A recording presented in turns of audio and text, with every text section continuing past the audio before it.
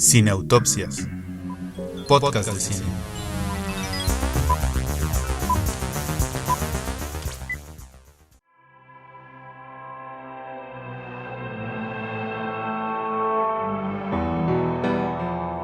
¿Qué tal amigos? ¿Cómo están? Bienvenidos al episodio número 36 de Cineautopsias, podcast de cine. ¿Cómo estás, Julia? Muy contenta de estar aquí porque superamos adversidades, obstáculos, lo que ustedes no pueden imaginar de dificultades técnicas, pero para estar aquí con ustedes, muy contenta porque vamos a hablar de grandes contenidos el día de hoy. Así que Alberto, ¿por qué no nos dices de qué vamos a hablar en este programa? En este episodio número 36 va a ser un especial de Quentin Tarantino, en donde les vamos a comentar Bastardos sin Gloria, Kill Bill volumen 1 y 2, Pulp Fiction y Perros de Reserva. ¿Y por qué escogimos a Tarantino para este especial, Julián?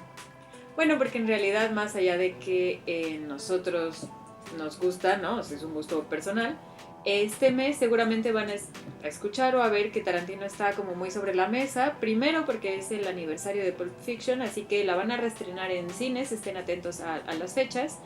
Y también en Netflix, ya la pueden encontrar. Y porque se va a estrenar la novena y más reciente película de Tarantino, Érase una vez en Hollywood, que ha creado como, ¿no?, mucha expectativa y anticipación. Así que bueno, pues para festejarlo estamos haciendo y presentándoles este especial de Tarantino. Seguramente nos faltó su favorita, tal vez, no sé, comenten en nuestras redes sociales, Facebook, Instagram o Twitter, qué película les hubiera gustado que comentáramos. Pero mientras tanto, daremos prioridad a estas 4. Bueno, entonces ya lo saben, en nuestras redes sociales y en nuestra página web www.cineautopsias.com para continuar la conversación de estas películas. Con bisturí en mano, comenzamos.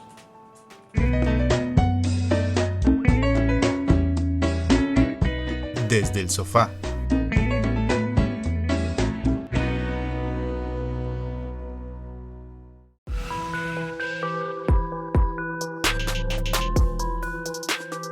Bueno, pues vamos a iniciar con la película Bastardos sin Gloria. Julia, ¿por dónde quieres empezar a platicar sobre esta película? Por la secuencia inicial, obviamente, ¿no? O sea, mira, la verdad no lo sé, es una decisión muy comprometedora. O sea, mi corazón ya iba a saltar a decirlo, así que lo voy a decir.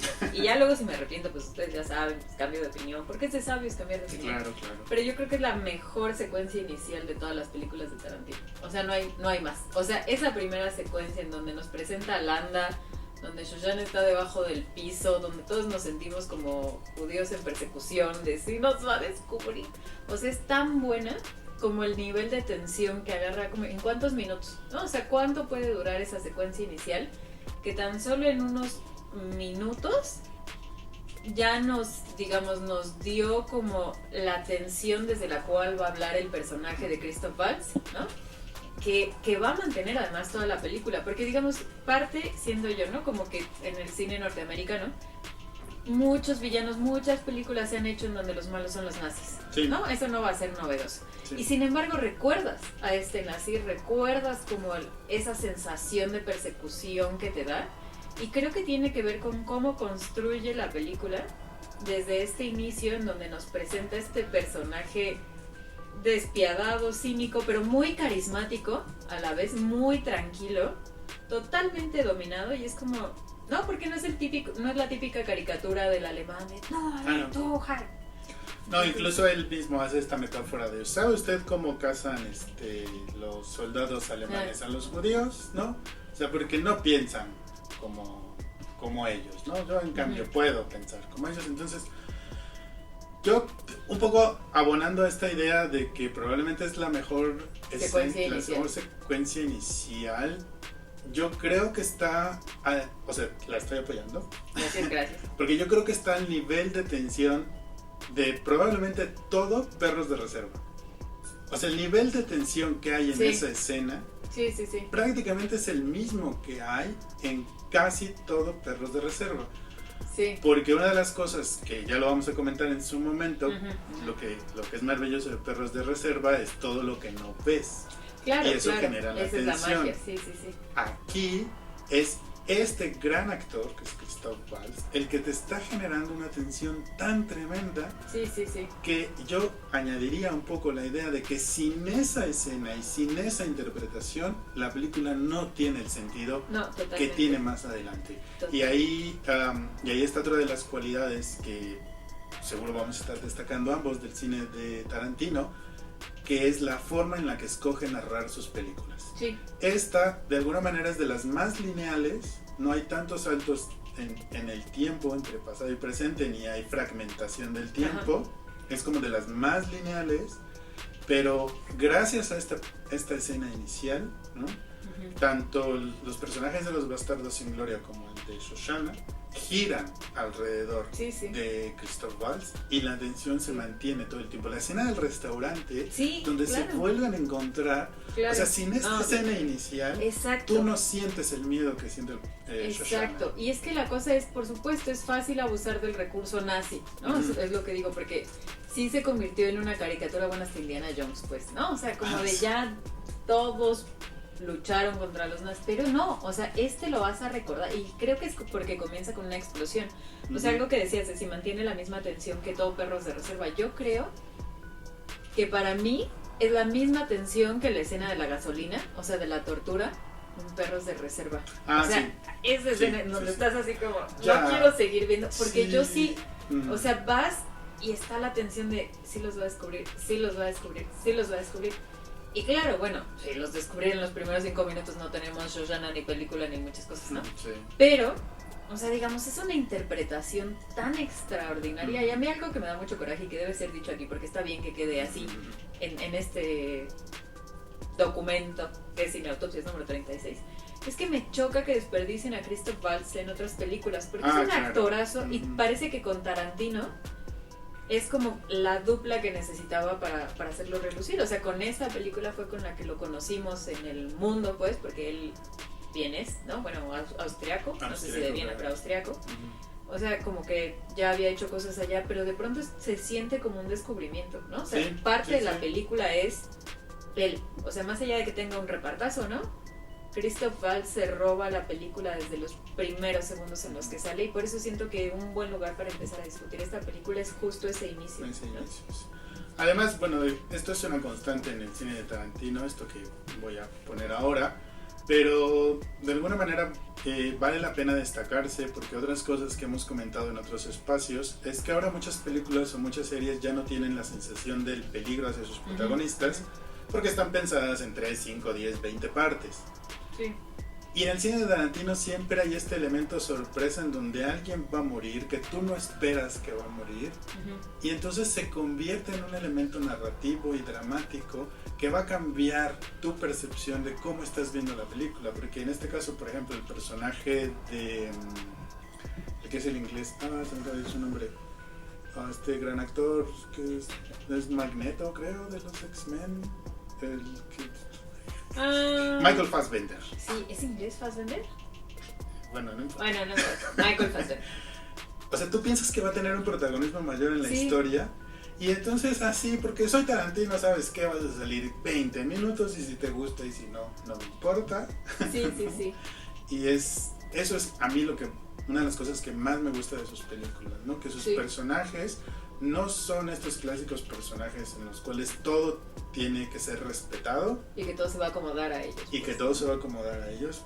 Puede ser mi protagonista, puede ser un gran actor fuera de mi película, pero yo te quiero para esto. Sí. Entonces, en ese caso en particular, el de su personaje de Fassbender, y luego lo que le va a pasar al personaje de Christoph Waltz, ¿no? Que parece que va a tener ahí una salida medio cínica, medio chistosa incluso, pero la forma en la cómo le da la vuelta para ejecutar esta venganza, pues es lo que te tiene que dejar contento con la historia, que es la historia lo que importa y no si el actor o si el personaje o lo que sea. Pero además, justo algo que dijiste ahorita, el te tiene que dejar contento. O sea, la cosa es son películas llenas de violencia. Es más, voy a decir violencia gratuita en muchos casos. Sí. Pero es una violencia tan bien construida que se siente, o sea, no sé si esta metáfora es la mejor, ¿no? Del mundo, pero como cuando tienes un piquete de mosco y te rascas así hasta sangrar, y entonces ya es como dolor y satisfacción al mismo tiempo, ¿no? Porque la cosa, Sí. creo que eso es la película, o sea, Sí, es como, sí. imaginen una catarsis comunitaria de, ¿se imaginan lo que podría haber sido incendiar un cine con Hitler? Así como ya de todos y prenderlos. Es que eso es justo lo que te iba a decir, justo la escena del incendio del cine es Sí. esa idea, porque tú Sí, no sí. quieres que suceda, o sea, dices, bueno, porque pues ahí está esta muchacha y Sí, está pues los otros bastardos que pues a lo mejor no son buenos, pero pues no quisieras que se muriera y sin embargo quieres que suceda, quieres que Sí. el plan se lleve a cabo Esa es la y cosa. que todo se rompa en 1000 pedazos. Y como dices, incluso si no te gusta dónde acaban algunos personajes, uno acaba contento, Claro. pero contento, no sé si es como satisfecho, como de sí, ¿no? De está bien, o sea, como que la violencia te lleva a un punto de descanso, o sea, como después de toda esa, de ir construyendo tensión y tensión y tensión, va a haber un punto en donde como explote todo. Y sea satisfactorio Sí. al final, ¿no? Como un Justamente. recurso imaginativo en donde dices, ay, hubiera sido increíble, o sea, como... Ujú. Vaya, como hasta esta misma idea, ¿no? Con la que termina de, ¿no? Como esta satisfacción de ahora le vamos a grabar en la frente. O sea, es violencia gratuita, pero que es satisfactoria porque uno dice, pues sí, ¿no? O sea, estaría bien. Sí, porque esa violencia del final le va en consonancia, ¿no? Parece que el personaje de Christoph Waltz Ujú, se va a ya se salvar salvó, sí. y además se va a salvar de una manera encantadora, vamos a decirlo de esa manera. Sí, sí. Y tú puedes sentir como, ¿en serio se va a salvar? ¿En serio lo van a dejar salirse con la suya? Y ya en la escena final lo que le pasa, ahí es donde viene el descanso, dices, qué bien. Sí, o sea... tenía que ser así. Así, exacto, esa es como la cosa de... O sea, es violento, pero tenía que ser así. De qué bueno que pasó, ¿no? Ujú. O sea, y por eso te digo, yo creo que saca como un lado muy primitivo de Sí, todos sí, los sí, que lo sí, vemos, sí. o sea, que el cine de Tarantino es como voy a sacar esos Ujú. bajos instintos. Sí, porque además, Sí. o sea, situar en la Segunda Guerra Mundial y poner a los nazis como los malos y a los americanos como buenos, Buenos, o sea, buenos bestias. ajá, ¿no? pero es apelar al instinto más básico. Y Sí, sin sí, embargo, sí. a través de la violencia lo logra elevar a un grado de satisfacción, ¿no? Que es la Ujú. palabra que estamos usando ahorita, que tú trasciendes ese instinto básico y la historia te va a dejar satisfecho.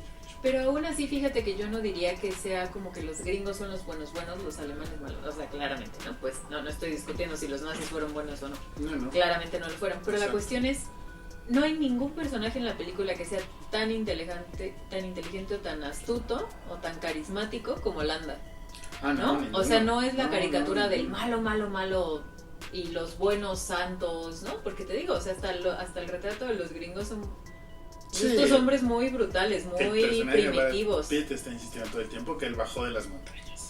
Sí, o sea, Exacto. exacto, no Yo- son unos santos, ¿no? Y creo que eso es muy bueno, porque no es el bien contra el mal, a pesar de que así ha sido como una lectura histórica, sobre todo cinematográficamente histórica, de lo que pasó. Sí. Pero vaya, como que ningún personaje se siente bidimensional, todos tienen su complejidad, todos tienen como su historia, su carisma. Y entonces por eso, bueno, al final, pues sí es un imaginario y que también tiene que ver con, y que lo hablaremos tal vez ya después, con lo que para Tarantino es el cine, ¿no? O sea, Claro. como esta oportunidad de imaginar escenarios, Sí. pues totalmente irreverentes, pero que al final acaban dándonos estos resultados satisfactorios o interesantes. Muy bien.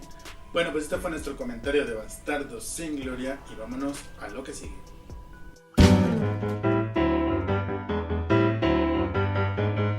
Solo porque nos gusta.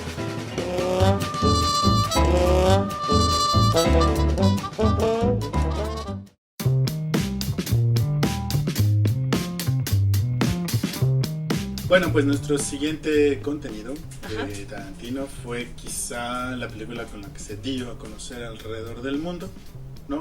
Más un poco ¿Más fuera. que Pulp Fiction? Yo pienso que sí, fíjate. Yo pienso que sí. O sea, Pulp Fiction es como su consagración artística, a pesar de que es su segunda película. La segunda, sí. Pero para mí Kill Bill es como lo que lo lanza a la fama mundial. Pero bueno, anyway, eso no es lo importante. O sea, yo sí recuerdo que cuando salió yo ya estaba harta, pero así cuando digo harta es Kill Bill, no, cancelo Kill Bill.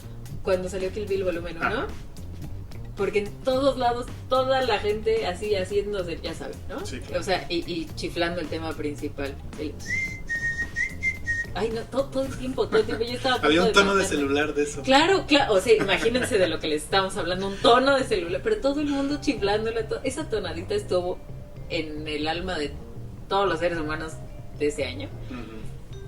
Pero creo que eso es testimonio y también, o sea, no crean que era solo el comentario irrelevante, ¿no? Creo que es porque el uso de la música en Kill Bill, o sea, en general, Tarantino es conocido por cómo utiliza la música, las canciones, cómo ayuda a narrar, ¿no? El uso de la música que hace.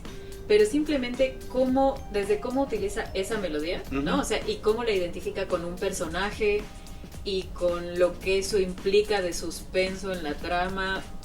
Bueno, en general, Kill Bill es como una gran muestra de cómo la música puede estar al servicio, pues, de las escenas, de la trama y de los personajes, ¿no? También. Y una música que no necesariamente va en consonancia con la época o con el estilo que está eligiendo para contarte esta historia, ¿no? Sí. Esto es más evidente, por ejemplo, en Django Unchained, ¿no? El uso de una música muy contemporánea para una historia situada en el salvaje oeste, ¿no? Pero bueno, efectivamente Kill Bill es quizá el mejor ejemplo de cómo Tarantino le gusta usar la música en sus películas. Y que además no es original, ¿no? O sea, porque no es como una música que hayan hecho pensando en la película, sino que él conocía como de todos estos soundtracks o de canciones que le gustaran. Sí. Y bueno, pues miren, hasta esta cosa en donde cuando ya Uma Thurman se pone en modo voy a matar, ¿no? O sea, que estas sirenas, ¿no? Que suenan así como de no sé. Sí. O sea, de ya, se pone en rojo. Exacto, se pone en rojo los ojos de Uma Thurman, las sirenas es de ya, ¿no? Ahora sí se acabó, ¿no? Que todos hemos estado ahí, ¿no? En un momento así como esto ya pasó. Entonces, pues sí, o sea, en realidad, aunque no sea música original, es un gran logro cinematográfico, diría yo, el uso del sonido en Kill Bill. Y la historia, ¿no? Que puede ser que en un principio es una historia de venganza, como muy básica, ¿no? Como de salvaje oeste. Voy a ir al pueblo vecino para matar al que mató a mi esposa o a mi hermano o a mi hijo, el que me traicionó. Sí. Pero que también puede ser vista de alguna manera, y sobre todo por cómo va las secuencias finales en la 2, pues también como una historia de desamor, como una historia del desencanto y del dolor que eso te provoca, ¿no? De tener como muy claro, en el caso del personaje de Uma Thurman, una vida que es ser parte de un escuadrón de asesinos, y luego decidir salirse de eso y querer tener una vida normal, por decirlo de esa manera, y que no te dejen, ¿no? O sea, también es una historia de esta frustración que ella tiene, no solamente buscar la venganza, porque bueno, pues intentaron matarme, ahora yo los voy a matar a ellos, no, a mí lo que me gusta mucho de su personaje es eso, que hay como mucha frustración en ella, ¿no? Y que la única manera que sabe cómo sacar esa frustración es por medio de la violencia. Sí. Y que si bien es cierto, su motivación es venganza, matar a Bill, ¿no? Sí. El personaje, bueno, de pronto tiene ahí sus matices, ¿no? En esta cosa de sus reflexiones, de la voz en off que vamos escuchando. Sí. Y eso me gusta mucho de Kill Bill, ¿no? Más allá de que igual en una de esas, si le quitas como toda la pirotecnia a la película, sobre todo en la 1, pues te queda una película pues más bien como muy sencilla, ¿no? Más allá de eso, yo creo que el personaje de la Black Mamba es un personaje ya icónico para el cine mundial. Pues, o sea, no, a ver, definitivamente, y la cuestión aquí es, yo creo que, como dices, a ver, hasta donde sé, pues Tarantino dijo, pues, ¿qué película me gustaría hacer? ¿No? O sea, fan de los western, pero fan también del cine japonés y fan también de Bruce Lee. O sea, el caso es que mezcla como muchos géneros, ¿no? Es como, digamos, todos ustedes saben, y esto lo tenemos que decir, porque creo que no lo hemos dicho, que Tarantino no es que estudie cine, ¿no? Sino que trabajaba como en esta tienda que antes había, porque no había Netflix, ¿verdad? Querida audiencia, ¿no? Entonces había lugares a los que uno podía ir para rentar los VHS, los DVDs, y entonces la cosa es que él aprende cine viendo cine, ¿no? Así es. Entonces siento que Kill Bill es lo más cerca que estaremos de ver qué pasa en la cabeza de Tarantino, porque sí es una mezcla de géneros, ¿no? O sea, en una misma película, en los 2 volúmenes, estás viendo mucho, digamos, en cambio, como que en Bastardos sin Gloria es como un drama histórico, ¿no? O sea, y en Perros de Reserva también es como clarísima la historia que quiere contar. Y en cambio en Kill Bill se vale, o sea, ves muchas géneros, o sea, es que no son muchas películas, sino como muchos géneros o estilos, formas de contar la historia. Eso, yo no voy a estar en desacuerdo contigo, yo solo diría que lo que se ven son diferentes formas de narrar una historia. Sí. No sé si géneros en el estricto sentido del término cinematográfico, pero sí diferentes estéticas traídas de diferentes géneros. Sí. Y eso es lo que hace que Kill Bill sea una película sorprendente. Sí, eso sí. Porque, por ejemplo, en Perros de Reserva y en Pulp Fiction lo que te sorprende es la forma en cómo está contada. La fragmentación de la narración, otras cosas que vamos a hablar ahorita, ¿no? Pero en Kill Bill, a pesar de que también hay estos juegos temporales de primero pasa una cosa que en realidad pasó al final o lo que sea, ¿no? Lo que te atrapa es precisamente la estética que trae de esos géneros, porque es bien diferente cómo presenta el personaje de Lucy Liu, ¿no? O Ren. Y Ren, sí. Ajá. Sí. Y luego cómo presenta al maestro que le enseña a Uma Thurman a pelear y lo del sable. Sí. O sea, son dos películas completamente diferentes en cuanto a la estética, ¿no? Sí. Y eso es lo que es muy padre de Kill Bill, que te presenta todo este juego de imágenes y de sensaciones, ¿no? Sí. Que digo, más allá de la historia que puede ser como muy básica, como muy sencilla, logra atraparte y logra, como tú muy bien lo dijiste, mostrarte que tiene Tarantino en su cabeza. Sí, o sea, te digo, es como, ¿no? Como hacer una disección de cómo funciona en su cabeza, cómo fue aprender de ver películas, ¿no? O sea, si yo tuviera que, porque les digo, creo que Kill Bill era, pues, ¿cómo sería la película que me gustaría haber visto, que yo quisiera hacer? O sea, como muy libremente, ¿no?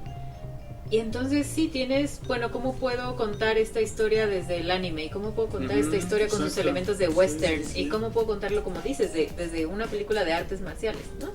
Así es. Y sí es como una mezcla de estilos que te va sorprendiendo, ¿no? Porque va evolucionando la película y luego regresa al estilo western, ¿no? Entonces es casi como si cada personaje tuviera una forma de contar, ¿no? Y entonces, por ejemplo, para el personaje de Lucy Liu, como dices, usa la estética, pues, del anime, pues, ¿no? Sí, y entonces, y ya luego regresa al personaje de Uma Thurman, que ahí sí es como, pues sí, como una mezcla de western, como dices, de venganza, del viejo oeste, de establecer cuentas. Y a ver, ella es espectacular, ¿no?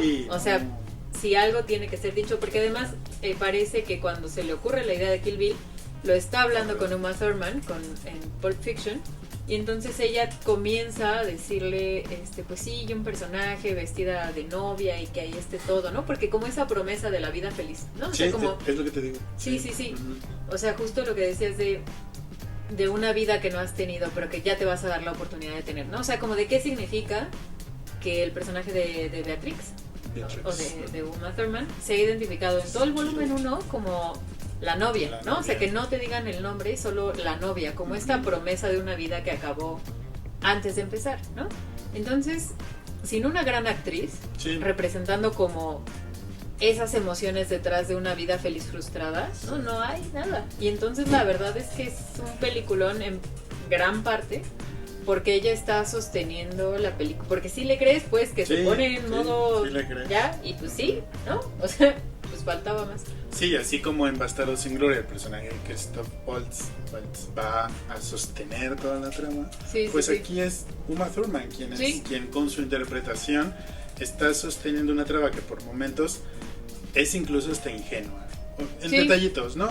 O sea, por ejemplo, Uma Thurman vuela con su sable en el avión. Junto, ahí así. ¿no? Sí. Y mientras está escribiendo su lista. Sí. Bill. Y tiene dinero para ir de Estados Unidos a Okinawa y de Okinawa no sé dónde. Sí, no trabaja, no. O sea, pero es tan convincente su interpretación y la estética de la película es tan absorbente que tú pasas esos detalles, logras pasar esos detalles y la película es completamente verosímil. Sí. Y eso es para mí el gran logro de Tarantino en esta película, que te entrega una película verosímil a pesar de que qué tan inverosímil puede ser que una persona logre salir de 3 metros bajo tierra. No, y por ejemplo, mira, solo para cerrar, ¿no? Esto que decías de cómo te ofrece verosimilitud si ya sabes lo irreverente que es la película, ¿no? Entonces, por ejemplo, la 1 comienza con Uma Thurman matando a pobre chica, ¿no? En su casa y no sé qué. La cuestión es que ahí vemos en su lista que ya mató al personaje de Lucy Liu. O sea, tú ya sabes que le gana a Lucy Liu, pero la película está contada de tal forma que ahora te van a regresar para que veas cómo le ganó a Lucy Liu. Tú ya sabes, o sea, tú ya sabes que ella va a salir ganadora, que ella está perfecta, bien, lista para matar otra vez. Y aún así estás todo el tiempo en tensión de sí, no, sí la va a librar, y tú ya sabes que sí, porque ya te lo dijo la película desde el inicio. Sí, hija, esta ya la mató.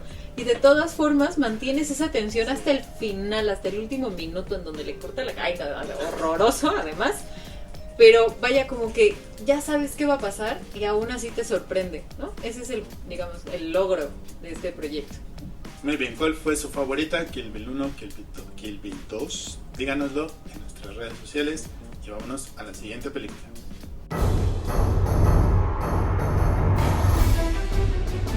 Reportando desde Hollywood, La Raza y varios más.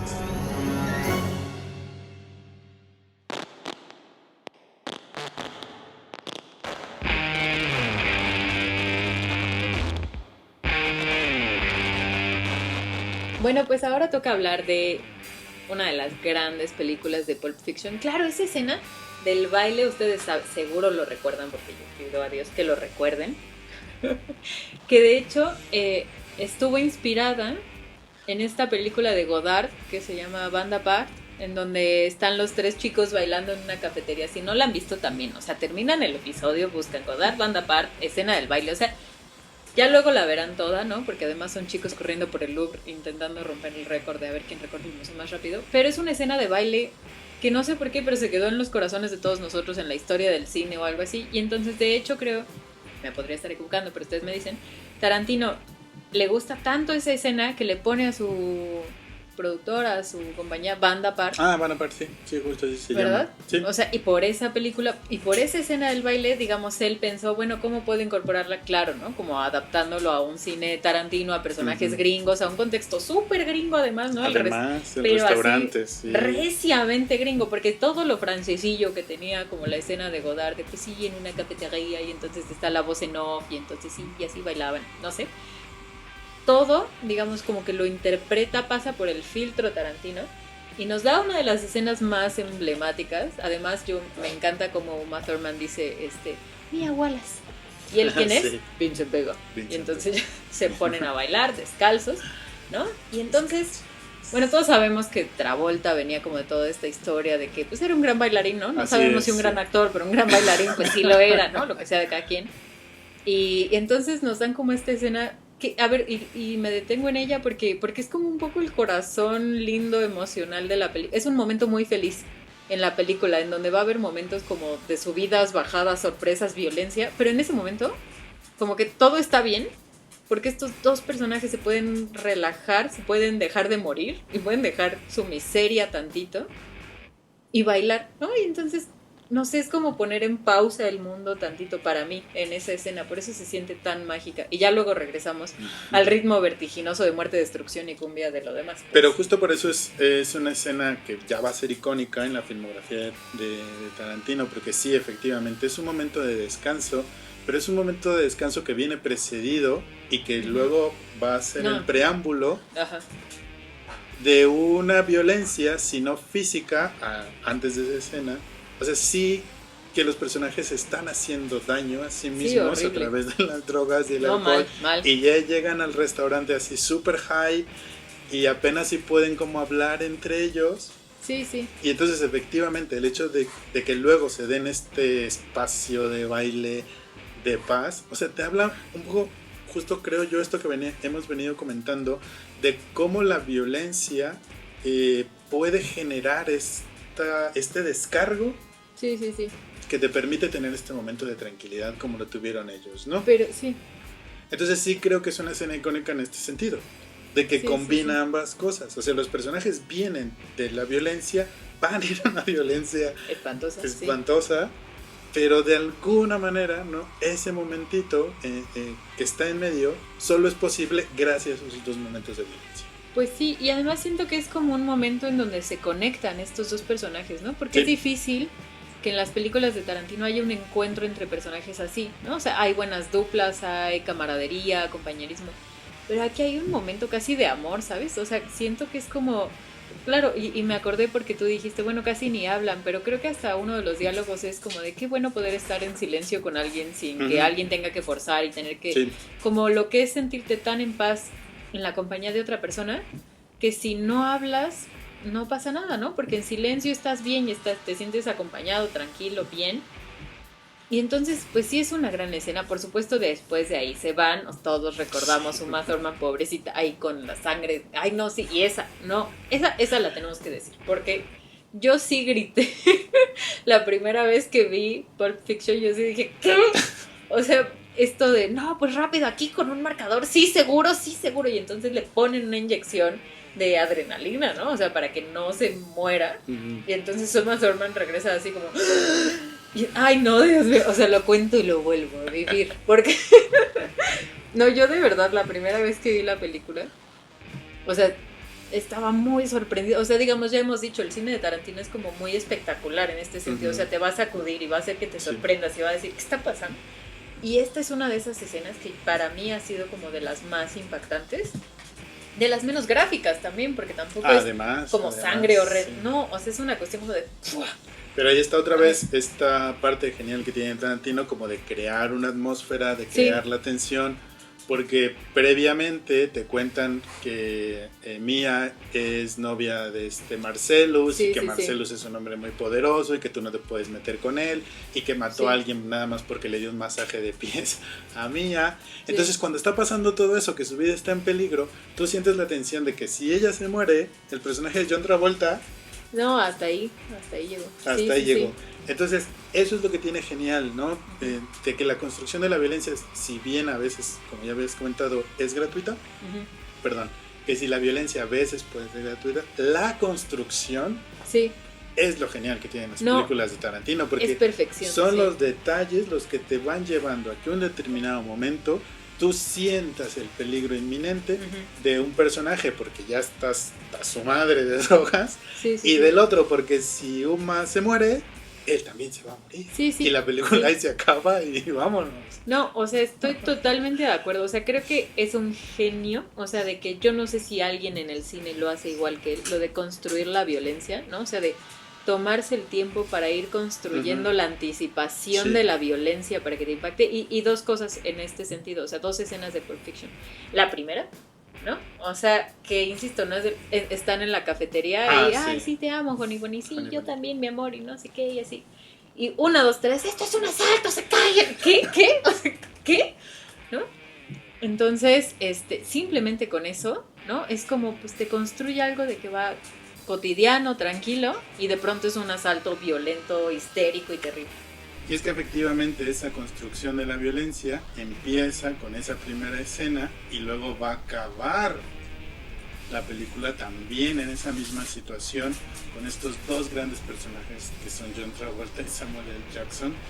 Sí. Pero fíjate que estaba yo, ahora que estuve volviendo a ver Pulp Fiction, no sé, de verdad me pareció que el personaje de Samuel L. Jackson representaba un poquito al mismo Quentin Tarantino, porque él es el quien hace esta reflexión sobre la violencia y sobre, o sea, ¿qué estoy yo haciendo matando gente, no? Sí, ¿qué estoy haciendo aquí? Siento que es como Tarantino preguntándose, ¿qué hago yo en este mundo de violencia y de sinsentido y de todas las películas basura que he visto?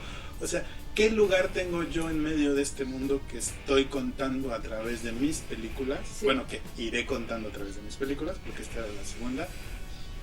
Entonces me gustó ver de esa manera el personaje de Samuel L. Jackson, porque es otra vez la idea de que sí hay un elemento muy primitivo en las películas de Tarantino, sí hay un elemento de mucha violencia gratuita, pero hay una cabeza pensante detrás de toda esa violencia y detrás de toda esa gratuidad.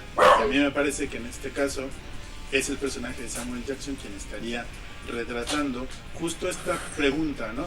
¿Qué estoy haciendo yo? ¿Cuál es mi lugar en medio de toda la violencia que vivo como ser humano, como persona normal en este mundo en donde las hamburguesas, los pasajes bíblicos, la soda, me va a remitir a la violencia necesariamente, ¿no?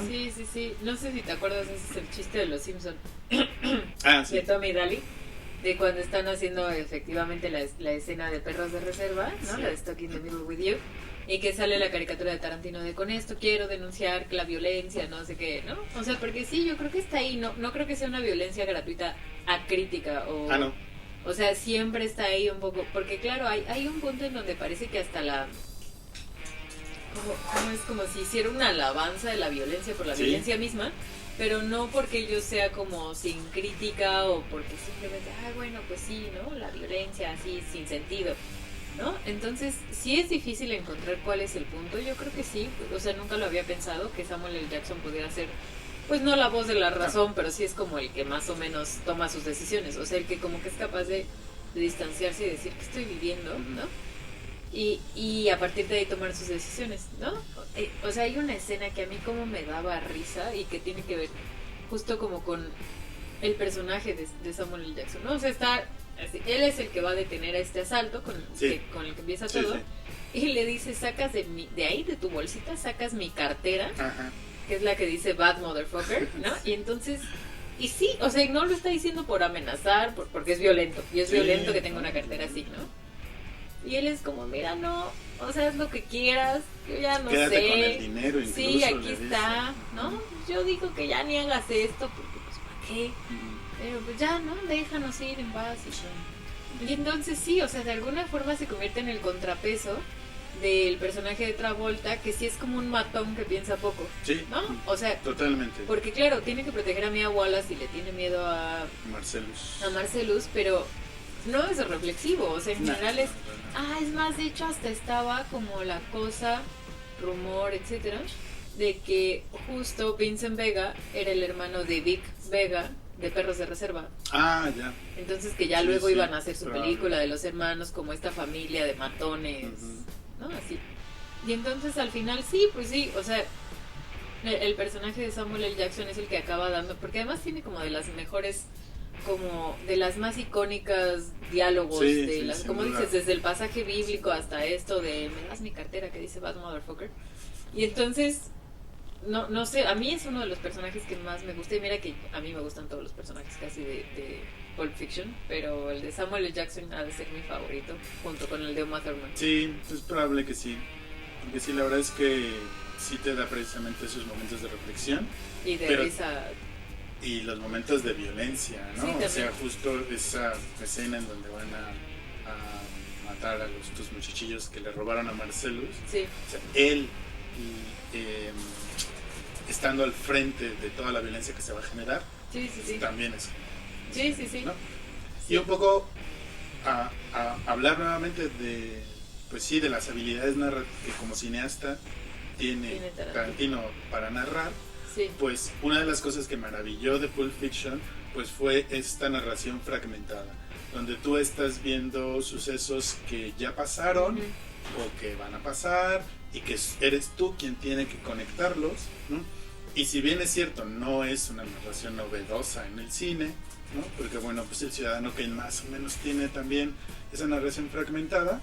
O sea, el elemento, por ejemplo, de la violencia y el elemento de la cultura popular, Sí. más esta forma de narrar, encuentras una película muy novedosa, muy fresca para su momento, y que luego el mismo Tarantino pues ya explora otras formas a lo mejor menos fragmentadas, Sí. pero igual de novedosas para narrar sus historias. Pero sí, es que además de fragmentado va a un ritmo así, ¿no? O sea, la película no te da descansos, es como una cosa Sí. pasa otra. Te digo, salvo esa pausa en donde se detiene el tiempo, en donde están bailando, o sea, pasa A mí como la una historia de cosa Bruce u Willis otra. me sobra un poquito, fíjate, Eh. pero de que la película sube y no se baja nunca, Ujú. eso es verdad. Sí, o sea, y como tiene todas estas historias, ¿no? O sea, pasas de una a otra y luego cómo se conectan. El caso es que te trae a un ritmo que no deja al espectador indiferente, ¿no? O sea, te digo, realmente fuera de la escena del baile no hay una escena en donde tú puedas relajarte y decir, ok, ¿no? Ahorita es pura contemplación, pues, ¿no? Porque nunca, o sea, siempre estás pasando de una a otra cosa, y él te va a llevar a tu ritmo, a que armes las conexiones de las historias, a que veas el desarrollo o no de los personajes. Sí, claro. Entonces, realmente es como para mí es mi favorito, la verdad, de Tarantino. O sea, es muy difícil elegir, pero para mí es como la que más me sorprendió. O sea, en donde sí sentí que descubrí algo nuevo, igual y fue porque fue la primera que vi de él. Es probable, sí. Pero a mí a mí quedó en mi corazón Sí. como toda una sorpresa narrativa, pues, y de personajes muy recomendables. Yo, contrario al contenido de este episodio, creo que tengo que decir que la que más me gusta es Jackie Brown. No sé muy bien por qué. ¿Qué? Y luego Perros de Reserva. O sea, bueno, podría ser peor. Me podría gustar Death Proof. O sea, sí, no, siempre hay peores. Pero que tu favorita por encima de todas las que vamos a decir aquí sea Jackie Brown. Yo creo que sí, fíjate, pero bueno, ya no Sí, importa. luego lo discutimos, ¿no? El Otro caso día es con que- más calma. El caso es muy buena. Pulp Fiction se va a reestrenar porque es su aniversario de 25 años. 25 años. 25 años. Que se estrenó en el 94, Palma de Oro en el Festival de Cannes. Fíjense nomás. Entonces está en Netflix, no hay pretexto si no la han visto, si la quieren volver a ver, ahí va a estar. Y les digo, va a estar una vez más en cines, así que chequen por ahí la cartelera porque valdrá la pena verlo en pantalla grande. Y bueno, pues vámonos con nuestro último contenido de este episodio, que es Perros de Reserva.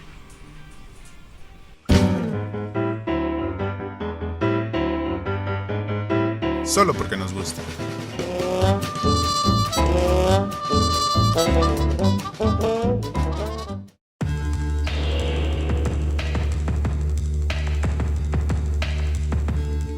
Muy bien, vamos a hablar de nuestro último contenido. La primera película de Quentin Tarantino fue como considerada uno de los mejores debuts de directores, ¿no? O sea, es más, o sea, yo no hago las listas, ¿no? Pero decían como después del Ciudadano Kane, ¿no? También, o sea, como el mejor Ópera debut prima. de ópera prima o sea, de nadie se esperaba Puede nada ser, de ¿eh? este director y de Puede pronto, ser. ¿no? O sea, como alguien que llegó con su primera película con toda su fuerza, ya con un poco del sello, porque la verdad es que ese sello nunca lo va a abandonar, ¿no? No. Entonces, no es un director que digamos, ¿no? Porque, por ejemplo, y esto solo porque es el ejemplo que se me acaba de ocurrir, pero por ejemplo, Wes Anderson, que me gusta mucho, del que ya hemos hablado, Bottle Rocket, ¿no? O sea, como que él tarda en agarrar su ritmo, su voz, su sello, ¿no? A pesar de que está ahí desde el inicio, como que ves. Y con Tarantino empiezas en Tarantino, pues, Sí. ¿no? O sea, Perros Sí, de sí. Reserva es lo más Tarantino Es lo que más hay, que hay. pues, ¿no? Lo Y es la más que hay. primera, entonces es como empezar ya con todo el sello, con toda la fuerza de lo que va a traer. Claro, luego va a ir como pues matizándose, evolucionando, madurando tal vez, ¿no? Como en cómo hace, pero Sí, madurando sí. es 100% Tarantino. O sea, nadie podría decir, bueno, es que iba empezando, bueno, es que es la primera, ¿no? No, o sea, realmente. Y a ver, algo que ocurre con Perros de Reserva es que pues, era un desconocido, ¿no? Tarantino en ese momento. Entonces tenía muy poquito dinero, ¿no? Muy o sea, poquito. tan poquito dinero que pues yo creo que a veces eso juega a favor Sí. de ciertas producciones porque tuvo que... La creatividad. Exacto, porque tiene un guionazo. O sea, la cuestión es, a ver, va a ser una película sobre ladrones que van a asaltar una joyería y nunca vamos a ver el asalto de la joyería. Porque claro, ¿no? O sea, nosotros ya mal acostumbrados por estas películas hollywoodenses como del gran golpe al final, que el golpe es el de tema. Ocean's Eleven, exacto, el golpe es el tema y entonces toda la película de cómo se preparan y el equipo, de quién va a hacer no sé qué y al final el gran robo, la gran estafa maestra. Y no, o sea, esta película te habla de una estafa que no es maestra porque es un golpe fallido, por supuesto. Pero toda la cuestión es, pues no se extraña ver el golpe, la verdad es que sobra, no hay necesidad de ver el escena. Y lo hicieron por dinero, ¿no? O sea, porque no había dinero para filmar la joyería, ni los policías, ni los nada. Y aún así, tienes como el detonante de una trama y de todo lo demás que va a funcionar muy bien. Cuéntame. Bueno, es que un antecedente que ustedes pueden ver como de este tipo de narración en donde lo principal, que es un robo, no es lo principal, es Casta de Malditos de Stanley Kubrick. Pueden verla como antecedente de Perros de Reserva, como mis perros que están ladrando justo ahorita. Entonces, Tarantino tenía tan poquito dinero que no fue hasta que Harvey Keitel le dijo que sí, Ajá. que le dieron el dinero que le faltaba para poder hacer esta película. Sí, sí. Y en efecto, eso jugó a favor de la creatividad. Y entonces tenemos una película en donde por mucho tiempo no sabemos qué es lo que está pasando, al Claro. igual que sus protagonistas. Sí.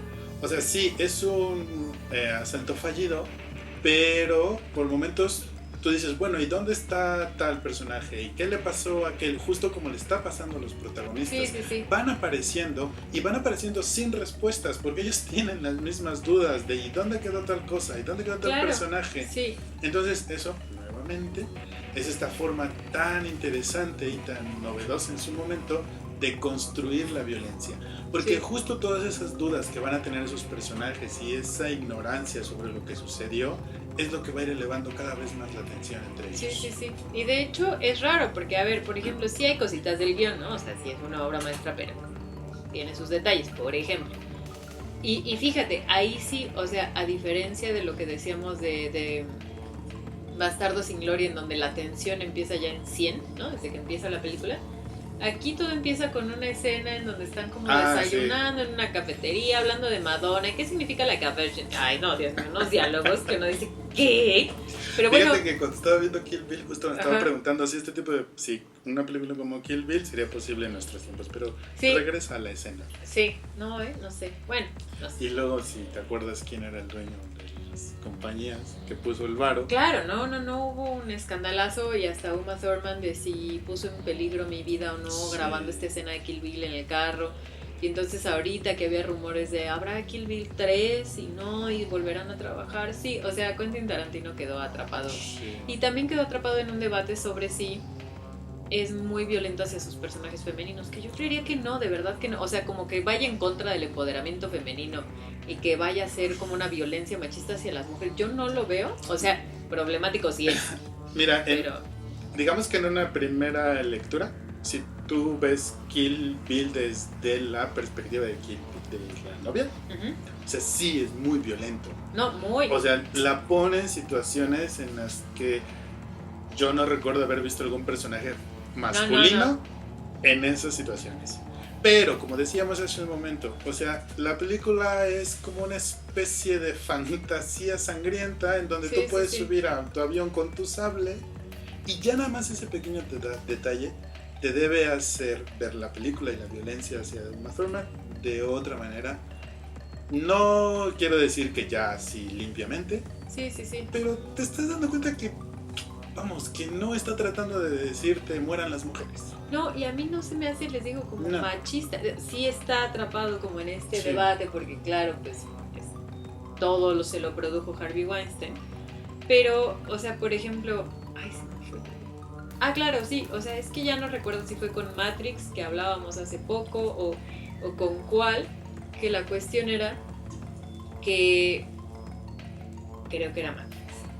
La cuestión era, pues va a haber una pelea entre mujeres y yo no quiero que sea como una catfight, o sea, porque ya sabes, ¿no? Como este estereotipo trillado de las mujeres se pelean jalándose el pelo y escupiéndose.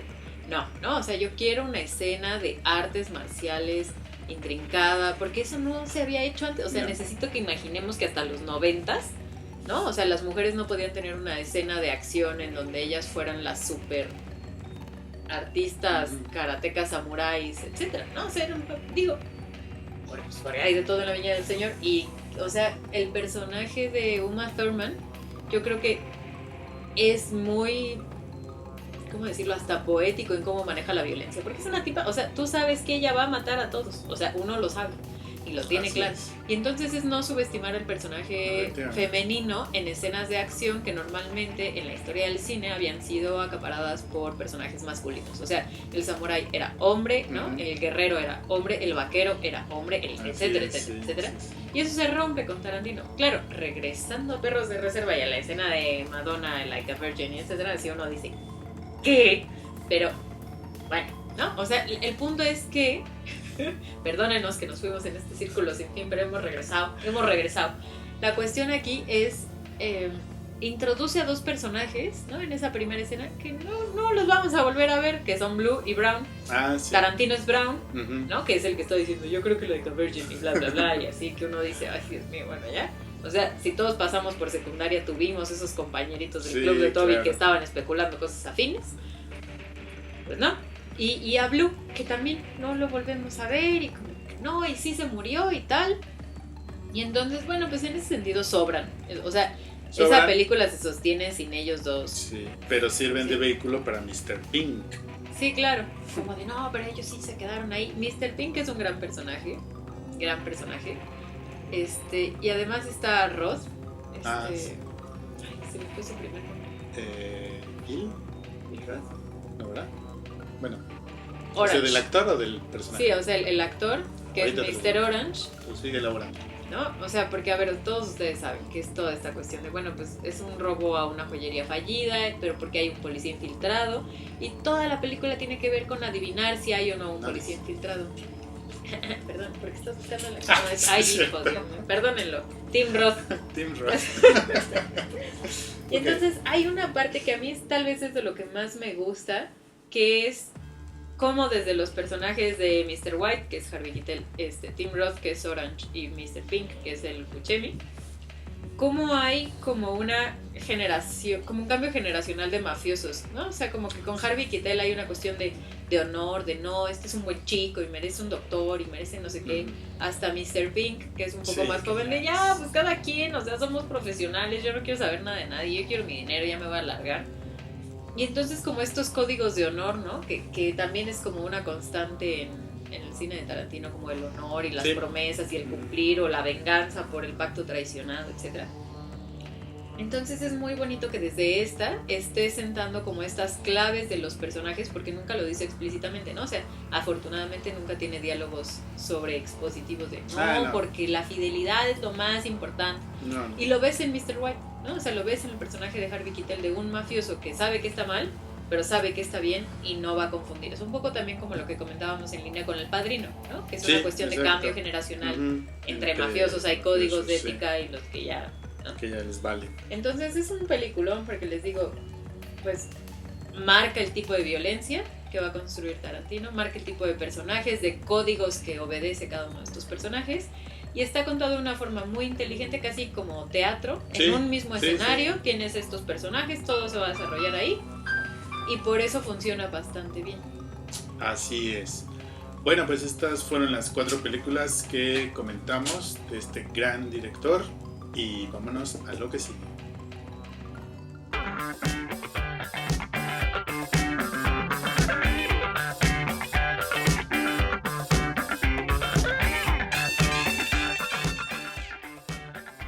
Pues bueno, seguramente hay cosas que faltan por decir y películas como Jackie Brown, que luego discutiremos, ¿verdad? Pero yo todavía no lo puedo creer, pero bueno, ya que lo podamos creer.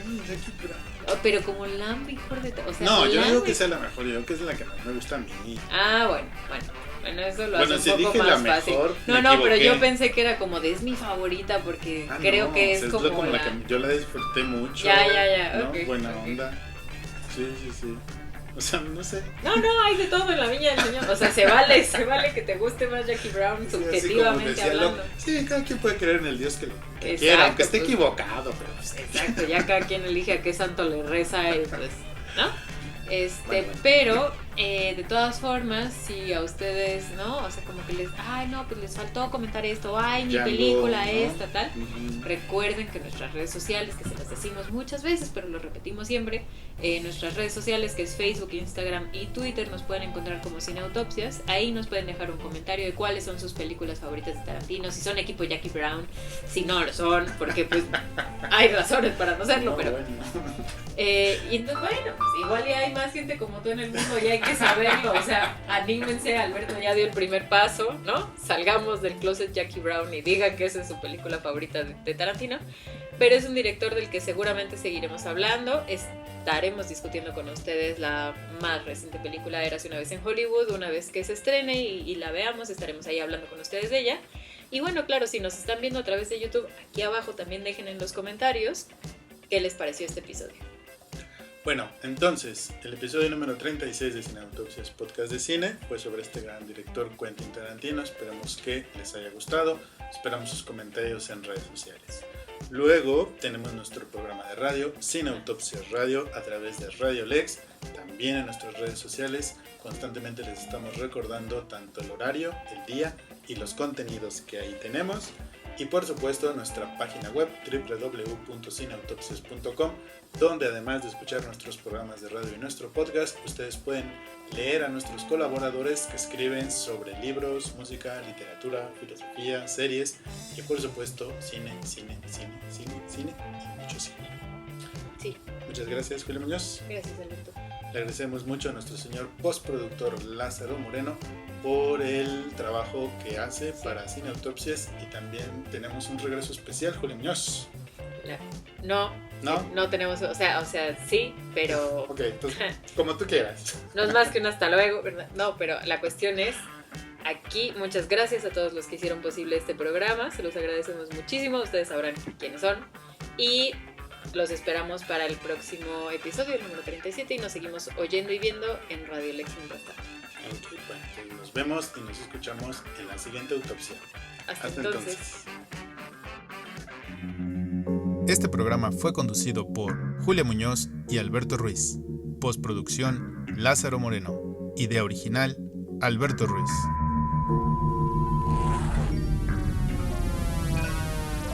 Cineautopsias. Podcast de cine.